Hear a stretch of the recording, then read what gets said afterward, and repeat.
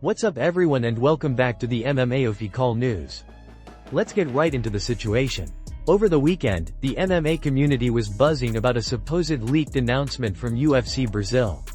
Their official account briefly posted that Charles Oliveira and Max Holloway were set to headline UFC 324 for the BMF title. Moments later, the tweet was deleted, but not before fans captured screenshots and began spreading the news. A reporter later claimed that Oliveira vs. Holloway was the original main event planned for UFC 324 and that the tweet was posted by mistake before final confirmation.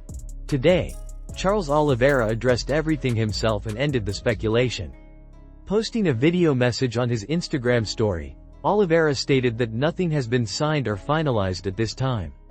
He emphasized that he is currently on vacation with his family and has no fight booked for January. According to Oliveira, many people have been calling and tagging him online since the UFC Brazil post, which has made the rumor escalate more than expected. He made it clear that while the fight between him and Max Holloway is something both athletes want and fans clearly support, the timing being spread online is inaccurate. Oliveira reiterated that the matchup will not take place in January. In his words, although the leak suggests something is happening behind the scenes, the schedule being thrown around is incorrect. He shared that negotiations are underway, and both teams are working towards securing the contract. Oliveira believes the fight will happen in the near future, most likely around March or April. He added that news should be coming soon and that everyone will be informed as soon as the deal is truly finalized. What makes the situation even more intriguing is the excitement around a potential BMF title bout between Oliveira and Holloway. Both fighters are fan favorites, known for their warrior mentality, high-level skill, and willingness to step into deep waters against elite competition. If the matchup becomes official, it would instantly become one of the most anticipated fights of 2025. So the rumors can finally be put to rest for now. The fight isn't happening in January, and nothing is official yet, but momentum is clearly building. Fans, Oliveira, and Holloway all want the matchup, and talks are progressing. It's only a matter of time before the UFC makes an announcement. Renato Moicano is placing the blame firmly on Arman Tsarukyan for what he believes has caused chaos in the lightweight division. The fallout from the UFC's controversial decision to book Justin Gaethje vs. Paddy Pimblett for the interim lightweight title at UFC 324 continues to stir heated debate. Many fans and fighters are frustrated, but Moicano argues that everything currently happening traces back to Tsarukyan withdrawing from UFC 311. According to Moicano, that single moment is what derailed the entire title picture. Pimblett and Gaethje will now compete for the interim belt, a matchup that has drawn heavy criticism from within the MMA community. Moicano voiced his opinion during a recent appearance on the Stand Me Up podcast, where he questioned Pimblett's qualifications to be fighting for a championship. He pointed out that Pimblett's recent resume is not comparable to other contenders in the top 15. In his words, Pimblett defeated Michael Chandler coming off multiple losses, Tony Ferguson on a major losing streak, and Bobby Green coming off 3 losses. Moicano emphasized that Pimblett has never beaten anyone ranked in the top 15 and yet is receiving a title opportunity ahead of more proven contenders. While many share the belief that Pimblett has not yet earned a title shot, Moicano took the criticism further by connecting the situation to Tsarukyan's late withdrawal from his originally scheduled title fight against Islam Makhachev in January. That cancellation resulted in Moicano stepping in on short notice and ultimately losing to Makhachev. Moicano claims that if Tsarukyan had fought that night, the division would have continued forward naturally. Instead, the cancellation began a domino effect that contributed to the current title picture. Moicano also referenced the personal situation involving Ilia Topuria, suggesting his ongoing issues have further complicated matchmaking and delayed progress in the division. Moicano believes that Gaethje vs. Pimblett for the interim belt is a mismatch and that the eventual winner will be seen as a paper champion. To him, the interim title makes little sense because Topuria is expected to remain the legitimate champion once he returns. Despite Tsarukyan defeating Dan Hooker at UFC Qatar and rebuilding momentum, Moicano argues that his withdrawal at UFC 311 still has lingering consequences. The situation has left fans divided. Some feel Pimblett has risen too quickly without beating elite competition, while others believe star power drives matchmaking. Regardless of perspective, Moicano insists the current state of the lightweight division is the result of one decision: Cyril Gane stepping away and resetting the entire championship timeline. Tom Aspinall is now openly accusing Cyril Gane of intentionally cheating during their title fight, and the tension between the two heavyweights has escalated dramatically. Leading up to their UFC 321 showdown this past October, there appeared to be no bad blood between Aspinall and Gane. Both men spoke respectfully and seemed focused purely on competition. However, the aftermath of their controversial bout has changed everything. Aspinall entered the fight as the newly crowned undisputed heavyweight champion, and fans expected a highly competitive matchup. Instead, the contest ended in chaos. The fight was waved off after Aspinall told the referee he could no longer see following multiple eye pokes. The result sparked instant debate among fans and analysts over whether Aspinall should have or could have continued. But what many didn't discuss at the time was whether Gane acted maliciously or simply made accidental contact. Now, Aspinall has made his stance clear. In a recent video he shared online, Aspinall stated that after reviewing the footage, he is convinced Gane was deliberately targeting his eyes. He explained that in the heat of the moment, he assumed the initial poke was accidental. But upon re-watching the fight, his opinion changed entirely. According to Aspinall, every time he put Gane in danger, Gane's response involved having his fingers extended toward Aspinall's face and eyes. He insists that the footage shows a pattern of behavior, not a one-time mistake, and referenced several exchanges where Gane's hand positioning appeared intentional. Aspinall said Gane was cheating from the opening seconds and believed Gane was purposefully attempting to compromise his vision to gain an advantage. He stated that the manner in which Gane wanted to win the fight was by undermining his ability to see, rather than by beating him clean through skill. Not everyone agrees with Aspinall's accusations. Former UFC fighter Ben Askren was quick to criticize the comments, calling them whiny and suggesting that the public complaint was not a good look for a champion.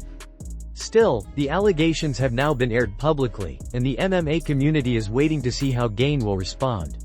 Whether Gane addresses the claims, denies wrongdoing, or chooses to ignore the criticism will likely affect the intensity of the rivalry moving forward. The situation has created a new storyline in the heavyweight division. What began as a respectful matchup has now turned into an emotionally charged dispute centered around sportsmanship and intent.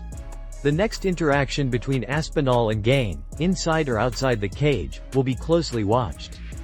Tom Aspinall is still dealing with the aftermath of his controversial fight with Cyril Gane at UFC 321, and now he isn't pleased with recent comments from UFC President Dana White. Since the fight was waved off due to eye pokes that left Aspinall unable to see, the heavyweight champion has not trained a single day. According to Aspinall, doctors ordered him to completely shut down physically. There's also the possibility that he may need surgery depending on how his recovery progresses. Aspinall shared part of his medical report on Instagram to give fans clarity about what he is going through.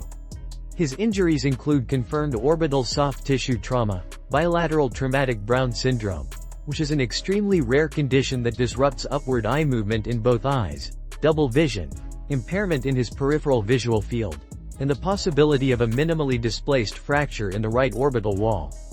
The official medical documentation helped quiet claims that Aspinall exaggerated the injury to get out of the fight. With these records, it's difficult to argue that he could have continued at UFC 321 without severely risking his long-term health. Along with the medical paperwork, Aspinall posted a message thanking fans for their support, humor, and memes, while also promising that he is determined to get revenge against the big cheater, referring to Gane. However, a new wave of controversy began when Aspinall reacted to Dana White's comments immediately after the event. White had suggested that Aspinall simply chose not to continue and dismissed the significance of eye pokes. In a recent video released by Aspinall's camp, he addressed the remarks directly. He explained that he didn't continue because it would have been reckless to fight one of the best strikers in the world while experiencing double vision and near total loss of sight caused by a foul. He questioned why he should risk permanent damage when he was clearly unable to see and had already been compromised illegally. When pressed further about whether he is unhappy with the UFC president's tone toward him, Aspinall replied that the answer should be obvious. Not everyone in the MMA community is siding with Aspinall. Some fans criticized him for publicly blaming Gane and sharing medical reports a month after the fight, suggesting the delay was due to needing multiple medical visits to build a narrative. Others pointed out that Gane may have actually fractured Aspinall's orbital bone with a strike rather than an eye poke.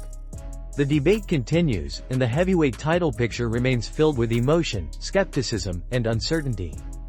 Khamzat Chimaev has officially responded to Alex Pereira, and the MMA world is now buzzing with speculation about what the exchange could mean for the future of both fighters. Recently, Pereira posted a cryptic message on social media captioned, 2 + 1 =, which instantly caught the attention of fans. The post had no further explanation, and because Pereira is known for teasing big news rather than directly stating it, the MMA community immediately began trying to decode the message. Some fans believe that the 2 + 1 refers to Pereira's 2 title defenses at light heavyweight and his desire to go after a third belt by moving up to heavyweight. Others think it was a playful jab implying that 2 previous achievements plus 1 more would equal Khamzat Chimaev, suggesting that Pereira sees Chimaev as the next step in his legacy. With Pereira's recent rise to superstardom and his willingness to take on any fighter in any weight class, fans took the message seriously. After days of speculation, Khamzat Chimaev finally answered. Instead of a long message or traditional call-out, Chimaev simply responded with, -1. The brief reply immediately ignited conversations across social media. No one is certain whether he meant it as an insult, a denial, or a warning. Some interpreted -1 as Chimaev suggesting that Pereira's calculation is wrong and that Pereira will lose a step once he enters the cage with him. Others believe he meant that Pereira is already 1 step behind, calling attention to Chimaev's confidence that he would dominate the Brazilian champion. The simplicity of the message has made it even more impactful, as fans debate its real meaning and timing. The idea of a potential fight between Pereira and Chimaev has already captured the imagination of MMA fans. Pereira brings knockout power, elite kickboxing credentials, and a fearless attitude, while Chimaev brings relentless pressure, wrestling dominance, and an undefeated appearance that has already intimidated many top contenders. Stylistically, the matchup is one of the most fascinating possible fights in the sport today. Many believe Pereira would try to keep the fight standing to land his signature power shots, while Chimaev would likely attempt to smother him with grappling before imposing damage on the ground. Whether the cryptic messages actually lead to a real matchup is still unknown, but the interaction alone has fans demanding answers. If the UFC decides to book this fight, it would instantly become one of the most highly anticipated events of the year. For now, the only thing certain is that the rivalry has begun, quietly, indirectly, and with just a few words, but with massive intensity.